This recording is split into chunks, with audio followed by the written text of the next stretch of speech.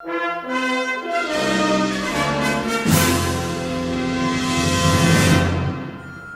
the 1985 blockbuster film Back to the Future, Michael J. Fox skyrocketed to global fame as accidental time traveler Marty McFly, who drove a DeLorean from the year 1985 to the year 1955, where he accidentally prevents his parents from meeting and nearly erases himself from existence. Now, if you haven't seen this movie, what the hell is wrong with you? Great Scott. But in all seriousness, here's a spoiler alert. Marty's goal in the movie is to get back to the future.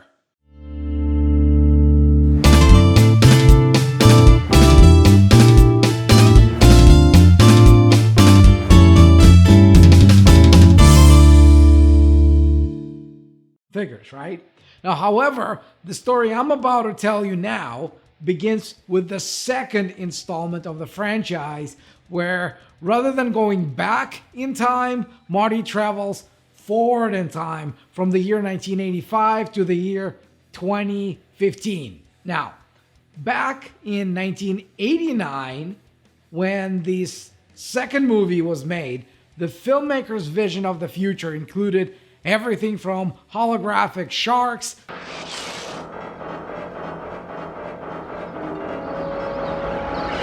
to flying skateboards Hoverboard. Where is he? To self-drying jackets. Drying mode on. Jacket drying. Your jacket is now dry. However, the standout fictional future tech that created 30 years worth of demand for a non-existent product was a pair of self-lacing sneakers from Nike. Power laces, all right. Now, while the shoe never went into mass production, in the year 2016, just 1 year after the year to which Marty traveled, Nike released a limited production of the Nike Mag, which were an exact replica of the sneakers Michael J. Fox wore in the film, complete with self-lacing technology. But most importantly, a light-up version of the Nike logo. Now, why is that the most important part of the story? Because if you notice, of all the other realistic future technologies showcased in Back to the Future 2, there was only one to create sufficient enough demand to encourage its adaptation. Because if you notice, of all the other realistic future technologies showcased in Back to the Future 2, the only one whose demand was sufficient enough to bring it into the real world was the product that included the name of a known brand. Not the no-name self-drying jacket, not the brandless holographic shark, but the shoe. Why do you think that is? Well, I'll give you a hint. Just for a moment, try to imagine that same scene with the self-lacing shoes, but without the lit-up Nike name on the front. Now, do you think anybody would have remembered or cared about them? But because the shoes displayed the name of an actual known brand, Nike, at the top of its fame back in 1989 when the second movie was shot, today's Nike knew that there'd be enough people who'd be interested in them bringing what used to be the fictional product to reality. Now, while they only produced 89 shoes to commemorate the year of the film's release, the $10 raffle tickets they sold, where the prize was a pair of these shoes, raised somewhere between $6.75 to $9 million for the Michael J. Fox Parkinson's Foundation.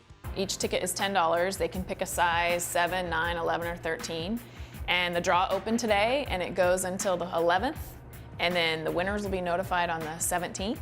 And all the proceeds go to Michael J. Fox Foundation. And there's no limit to how many tickets that you buy to enter the raffle. Now, of course, if you want to buy one of those shoes today, it might cost you a bit more than $10, right? That's the power of a brand. Yes, it is. And guess what made all of this possible?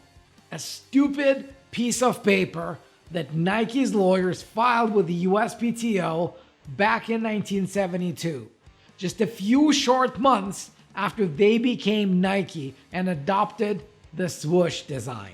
They knew a lot of things would change over time. Their shoe designs would change. They would come up with new products. And nobody thought back in the 70s that they'd be supporting an ostracized athlete with anthem problems. One thing they knew would remain consistent and grow in value over time was their brand. Founded in 1964, Nike used to be called Blue Ribbon Sports. It took them 7 years to grow their sales from $8,000 a year to $1 million a year in 1971, when they finally adopted their current name and the swoosh logo. Now think about this.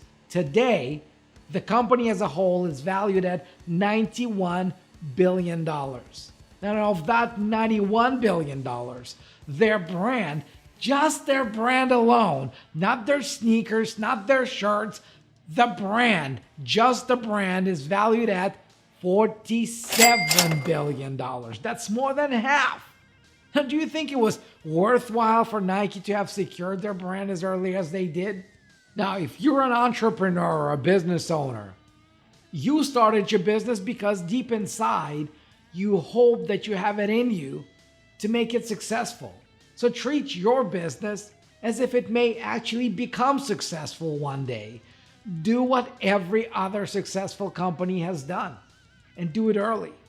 Your brand is what people will associate with your product or your service. Protect it before it's too late. Now, and who knows, maybe one day someone will shoot a legendary movie that will feature a futuristic version of products or services bearing your brand. And maybe one day people will be selling limited editions of your stuff at 1000x the cost. I mean, this may or may not happen to you. But one thing is for certain, you will never build a successful brand unless you own it. And the only way to own your brand is to trademark it, which, by the way, is something that Trademark Factory might be able to help you with. But I'm sure you knew that already, right?